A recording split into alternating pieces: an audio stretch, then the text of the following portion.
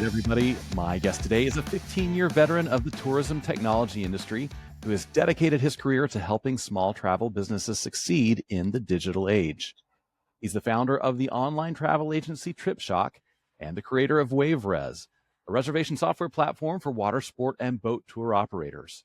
His new book, Mastering OTAs, the definitive guide for tour operators, is a must-read for anyone interested in reaching more travelers and selling more tours. Greg Fisher, welcome to the podcast. Thanks for having me. Glad to be here. I am so glad to have you here. Technology is becoming increasingly more important in the tour business. And so anytime I get the chance to talk to somebody like you who knows it from the inside out, that's a conversation I'm excited about. Why don't you tell our listeners how you became a travel technology entrepreneur? Yeah. So I'll give you very short story because it's very long.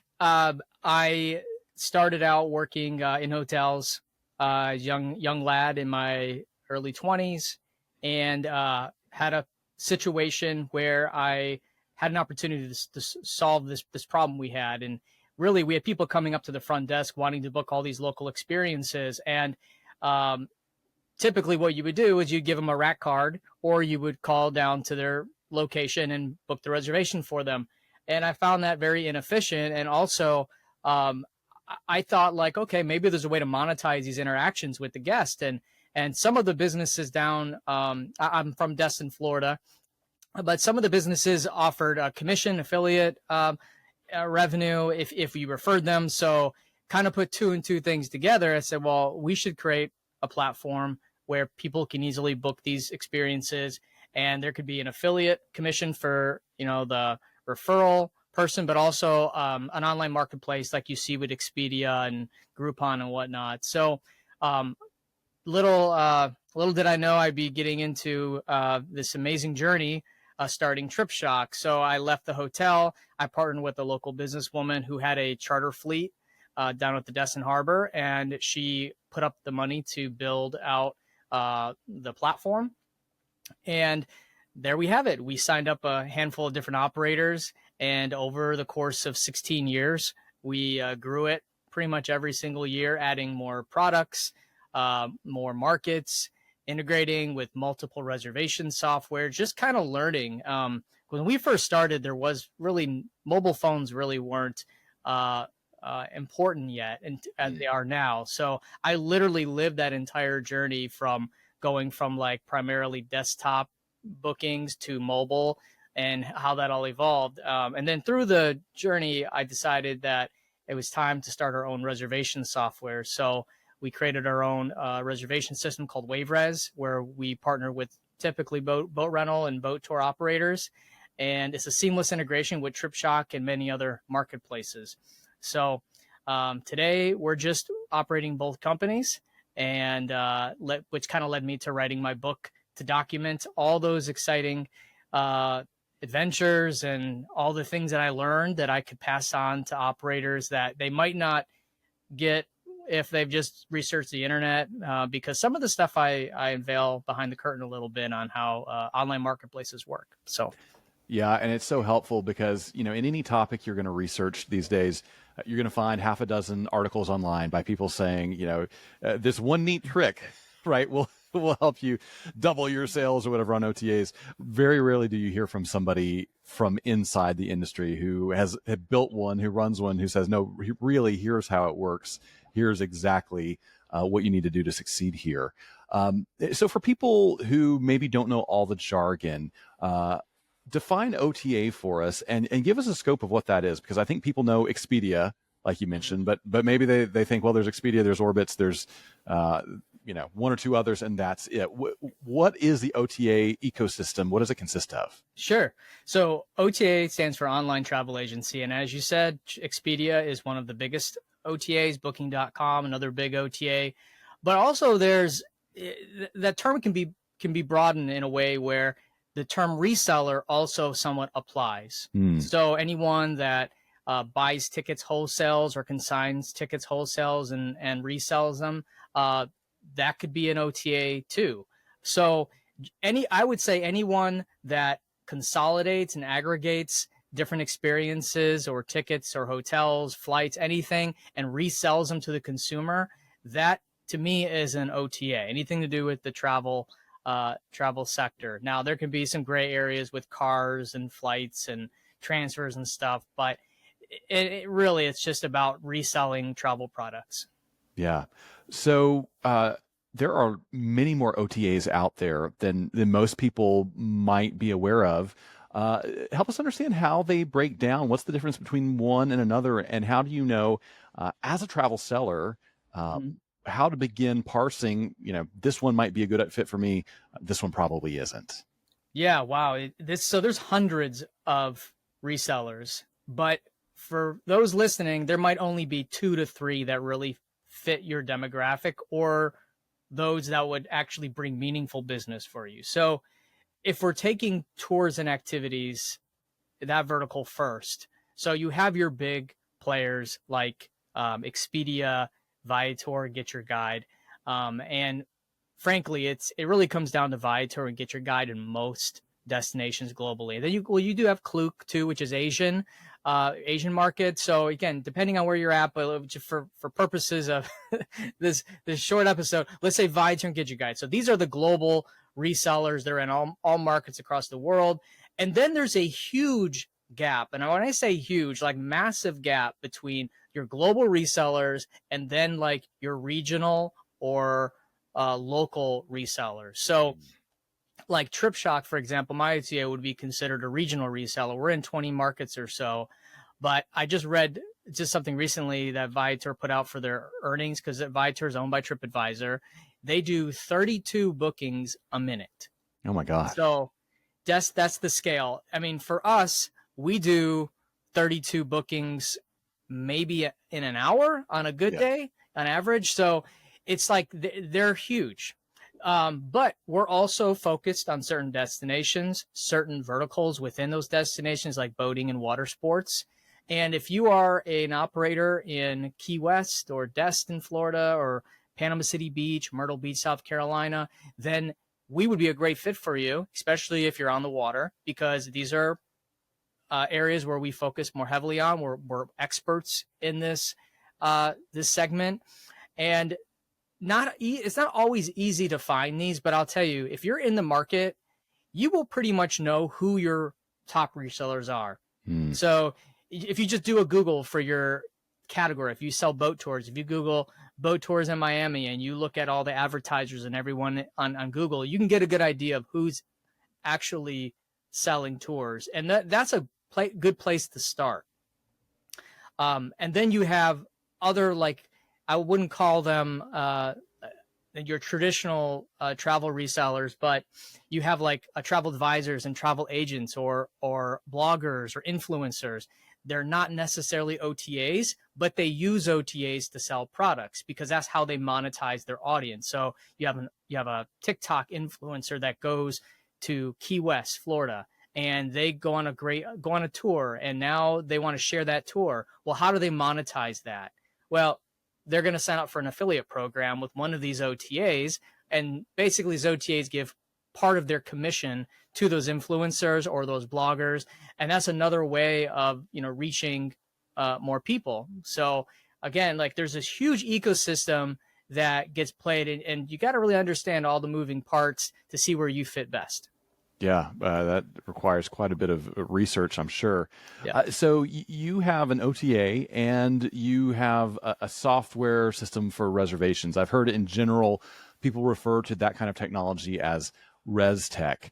Can you help us parse out the difference between OTAs and Restech? And does a tour company need both? And are there ways, if you do need both, of making them work well together? Or is it hard to make them work together? Help us untangle that. It's a great question, because a lot of people think your Restech is your OTA and your OTA is your Restech. So think of it two ways. So you have your OTAs is demand. So OTAs spend money to bring you bookings, where your Restech or your supply side systems, they are meant to help manage your bookings. So when the bookings come in, they go into your reservation software, and then from there, that's where you manage, you cancel, you move, you get reporting, and then also those supply side systems or Restech help you sell directly to consumers through your website. So they create booking widgets and things you can put on your site. Now, here's the confusing part. They will integrate with each other. So, for example, if you use my reservation software, WaveRes, you can integrate with TripShock and Viator and Get Your Guide and all these other resellers. And the reason why you'd want to do that is because when someone books through TripShock, that booking gets fled through using APIs. I don't know if we want to get how deep into that. I think right now we know APIs give the ability to connect one system to another. Yeah. So these bookings flow through these APIs into your reservation system. And then from there, that's how you manage that reservation. So at any given time, you could be getting multiple reservations from multiple channels, and your reservation system kind of keeps it all in order. Yeah, that makes sense. Now, a lot of our listeners are selling in their local communities. They're selling outbound tours. So, maybe listing on an OTA doesn't make sense for them today. Do they still need Restech though? Or how would a Restech system kind of help them make their businesses better? Oh, so are we talking multi-day tours? Yeah, multi-day tours. Yeah, absolutely. If you have a business in 2025, you're going to need technology to manage your reservations, leave notes, take payments, all sorts of things. So no matter what business you are, day tour or multi-day, you have to have a reservation software.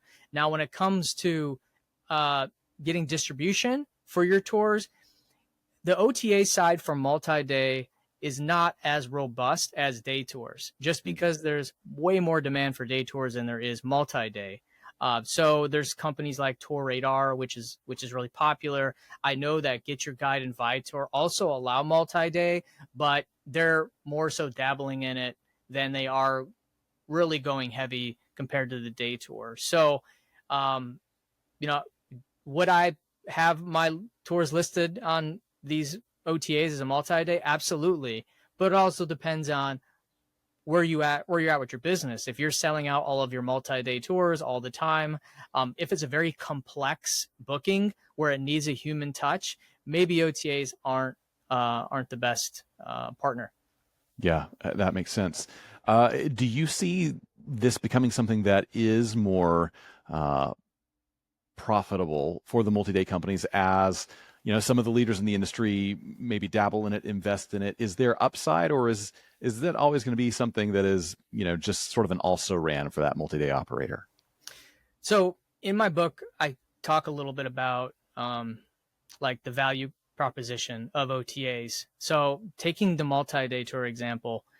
So if you have a multi-day tour of 20 individuals, and on average, you always have 5 empty seats for this multi-day tour, then OTAs don't necessarily require you to list all of your seats for a specific tour. You could give them 20 seats. You can give them certain days. Now, at the end of the day, OTAs want profitable partners, so you can't be really picky and give them one seat on, one day of the month. You have to give them inventory so they actually have enough to sell and look at you as a profitable partner, but you can be strategic. So if your average group size is 5 and you typically have 5 seats always available on this specific tour, then give the OTA 5 seats to start with. So you can gradually build your business with your distribution partners, but start slow, just to kind of make sure you don't get too crazy, or maybe you sell an entire tour at a 25% margin and then you're okay, well, my profit margin is all gone because I did this. But if you sell one group at 25%, but the rest are paying full, then now the numbers are a little better, and those 5 seats would have been empty regardless. So kind of taking it that approach, ease the burn, because most people think OTAs, it's just money off the top, profit margin gone. But if I'm selling a 200 passenger boat tour 5 times a day and I sell 20 seats to an OTA at 25% that typically go unsold, you're making more money. Yeah, that's a great way to think about it. So let's talk more about those numbers. I'd love for you to walk us through the economics of OTAs.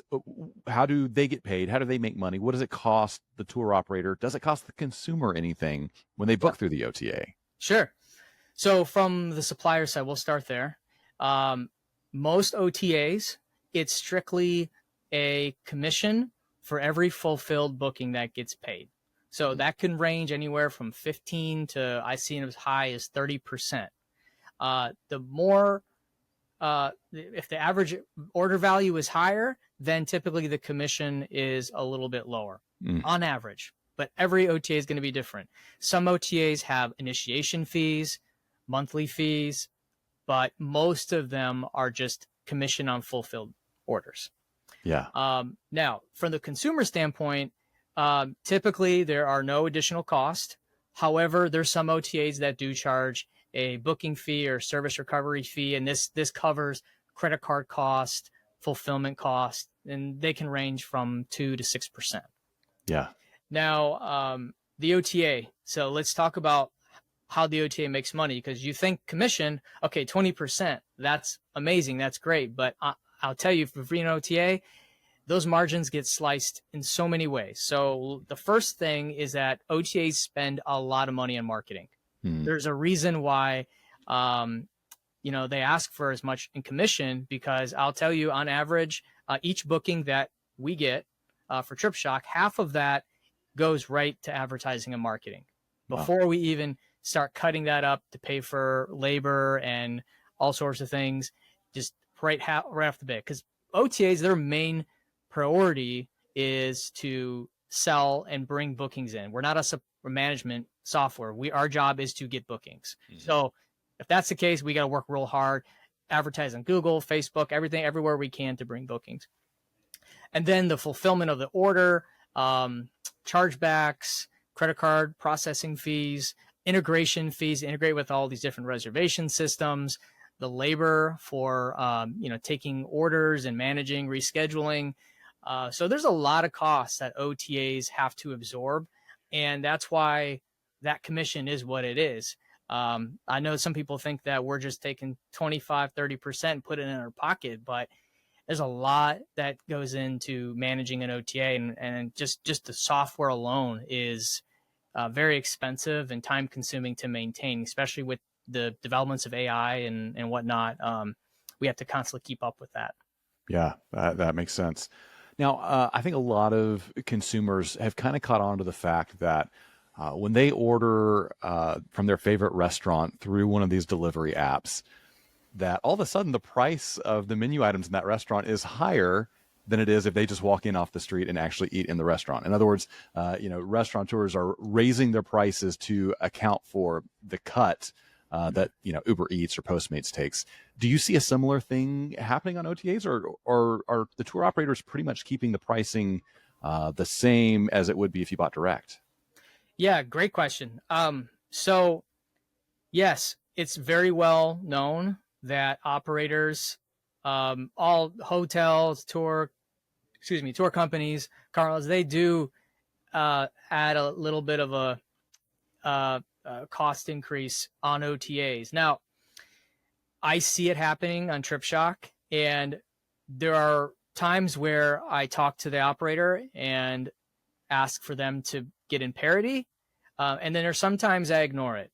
So the times I ignore it is because that product is selling so well that the higher the prices, the more commission I make. So I don't want to ruin that. Maybe they're priced too little anyways. And I'll tell you, a lot of businesses struggle with pricing their activities and tours. And it's not that because they're not good at it. It's just very complex to price your product. Extremely.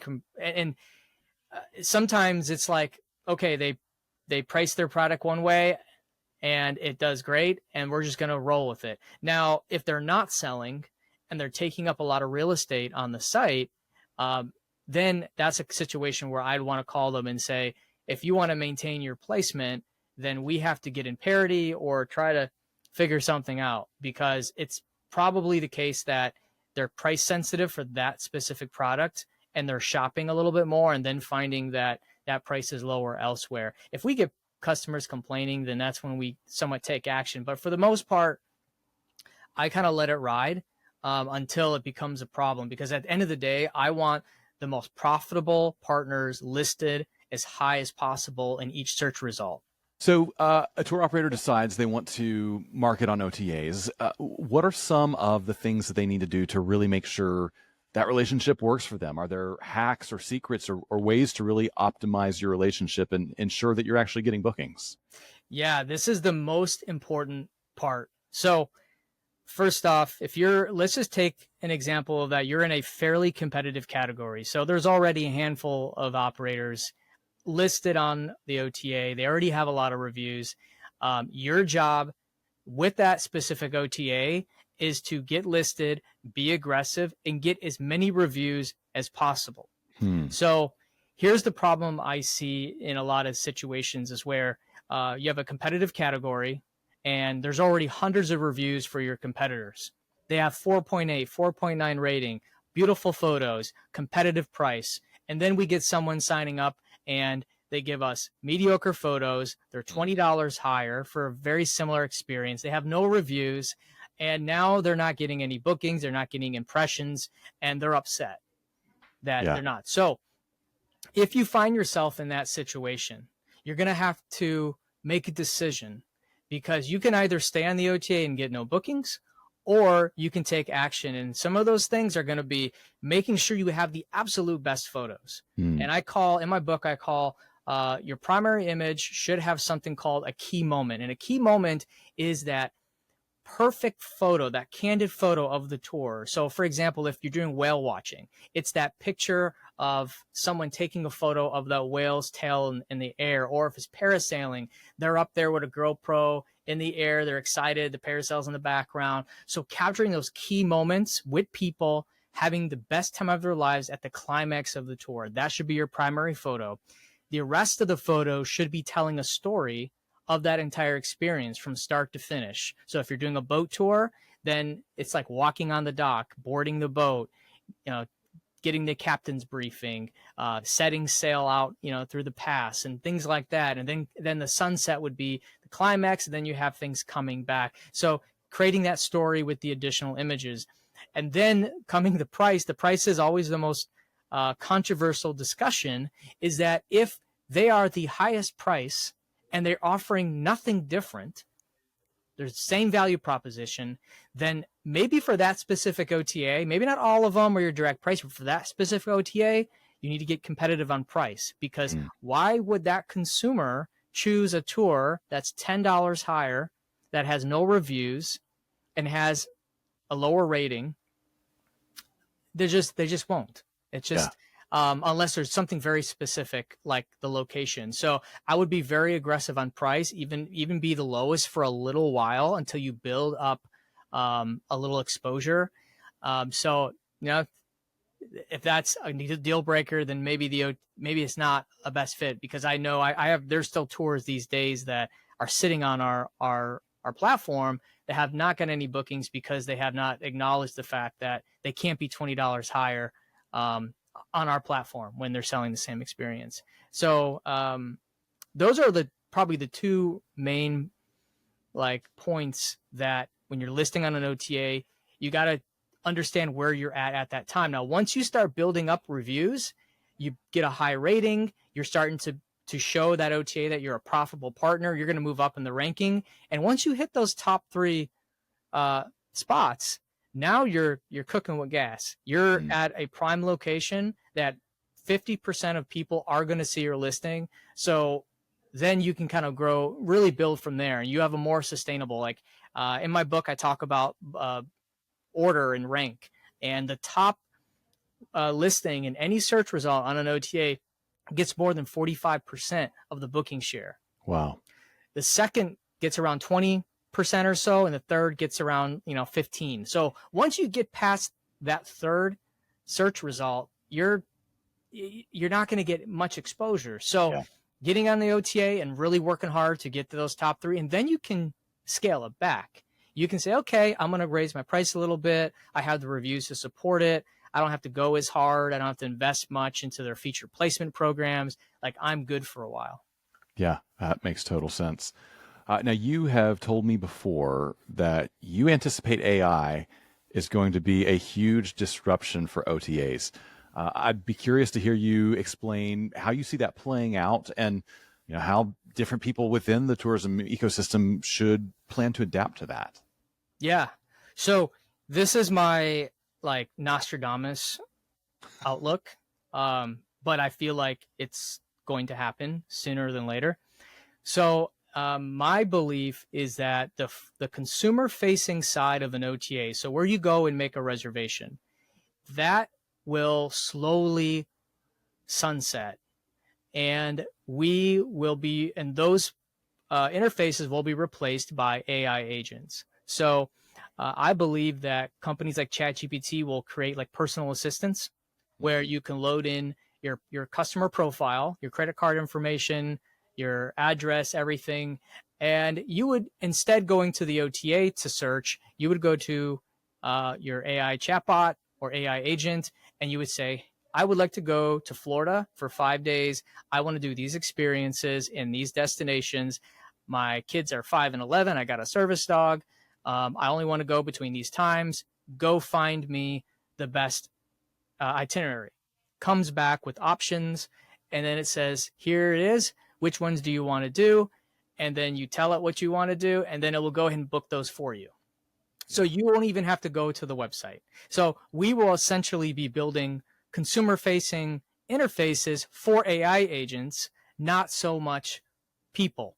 Now, this is where it's really important for businesses to realize, because what the questions I just asked my AI agent were pretty specific. Service dogs, my kids are this age, I only want to go at these certain times. So what that means is that your website needs to answer a lot of questions, long tail questions, which means questions that maybe one person a year might ask. Wow. And you have them. Everyone knows all those weird questions, but you can start off with the top 90% and then start drilling down. And then we just need to build really robust websites that AI's agents can read. So that way they can pull that information and answer those questions for the consumer, and they can easily transact, with your business. But the ones that provide little information are the ones that are not going to have the best opportunities, because long tail, I think Google said something like most searches are unique. I believe, well, at least at one time that was the case. Yeah. But a lot of times we ask Google or ChatGPT, and they're very complex and unique questions. So we need to be able to answer those appropriately. Yeah. Do you anticipate the Restech platforms, once this becomes commonplace, offering a product that will integrate, that will do business with that AI agent, if you are signed up to sell through them in such a way that, the mom and pop tour operators around the country just, get that as part of what they're paying for in their Restech? Yeah, I think that AI agents and reservation software, there will be some type of connection or markup. And when I say markup, that means that there's a certain way that we build the reservation systems so AI agents can easily crawl it and read the information. Yeah. Yeah. That's an exciting future. Now, one of the things that is pretty cool about the project that you've put together with this book is you created a custom GPT to go along with the book. For people that don't quite understand what that is, explain what that is and what it does for people, how it benefits them in their tourism businesses. Great. So ChatGPT has a feature where you can upload a knowledge base or a blog or a manuscript, anything, and then you can instruct it, and you can interact with that information. So what I essentially did is I uploaded my book to ChatGPT. I gave it some instructions of how I want people to use it and digest the information. And now you can ask questions, and it's almost like, asking me. And in fact, it does a way better job in most cases, more thorough, but I didn't realize how expansive it could get. Like, for example, you could put in your OTA listing for one of your tour products, put it into the ChatGPT, and you can ask it to review it and provide recommendations based on the content from my book. And it gave this like amazing response. It even will help you create an OTA strategy by asking you questions, pricing strategy, all sorts of things. But You can do this with not just books, but you can you do it with really anything. But it's free it's a free service. But if you buy my book, I give the custom GPT for free, and it's like basically getting consulting after the fact. So that is amazing. I definitely encourage people to try that. Where can people find the book? Where can they follow you, connect with you, learn more about what you do? Yeah, so masteringotas.com is the book, and there's buttons there where you can buy the book. If you can buy it in the US, or if you're globally, there's an option there too. Also have an ebook. So you can just go to the website and there's easy links for you. Yeah, excellent. And if they want to learn more about you, follow you online, what are the best places to do that? LinkedIn is probably the best. I also have a Facebook page as well. I don't really do much on Instagram, but I would say LinkedIn is probably the best. I love posting informative things I find online about the industry, and I think you'll enjoy a lot of the content I share. Yeah, excellent. Well, we will link to the book and to your LinkedIn profile in the show notes. Now, before I let you go, we have some questions we ask everybody, and these are just for fun. So no pressure. Off the top of your head, when you travel, do you book a window seat or an aisle seat? Neither, actually. Really? Are you a middle seat guy? I will take whatever seat you give me, because you just never know what situation you'll have. But yeah, I have no preference at all. I'll just take any seat. That's a great attitude. So what's one thing in your carry-on that you wouldn't travel without? Oh, I mean, I'm going to be boring, but it's probably my cell phone charger. Yeah, pretty essential. You get somewhere without that charger and you feel like I have to put everything else on pause until I go find another charger. If the phone is dead, then I feel like I can't exist. Yeah, because everything just runs through your phone now. So yeah, exactly. Yeah, our capacity to store information in our human brain memories is pretty small. I was at Home Depot yesterday, and I was doing a project, and I was talking to Home Depot, or I'm talking to ChatGPT on my phone, just like I would talking to my wife. It was hysterical, and I just stopped, because you can do voice to text, through the app. So I'm here having this conversation, it's telling me where to go, and I already knew like what aisle, things were going to be, doing price comparison while I'm looking at things, and should I go to Lowe's? I mean, it was pretty impressive. So it's like having a personal assistant. Yeah, I love that. If you had a free airline pass and a week with nothing else to do, where would you be headed next? I would be headed, Scotland just keeps coming into mind. I don't know why, but Scotland. It's gorgeous. Definitely worth the trip if you get the chance. Yeah. Last question. What is one thing you have seen or done on the road that you wish you could go back and experience again with somebody you love? Oh.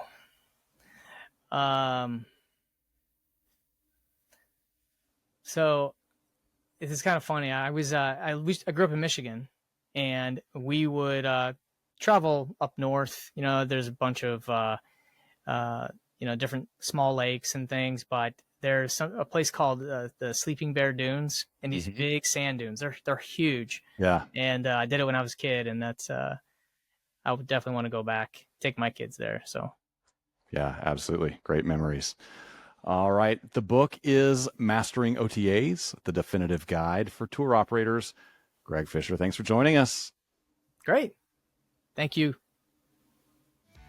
Hey, thanks so much for joining us for this interview. I want to let you know that conversations like this are just part of what you will hear if you tune into a full episode of the Gather and Go podcast. When you listen, you'll get travel news you may not hear anywhere else, along with some really helpful road tips, some smart analysis, and maybe even a hot take from me about issues that are impacting travel right now. Now, you can hear this full episode along with many others by searching for Gather and Go in your favorite podcast player, or you can click on the link right below this video or one of the videos right here to my side. Thanks for watching. We'll see you again soon.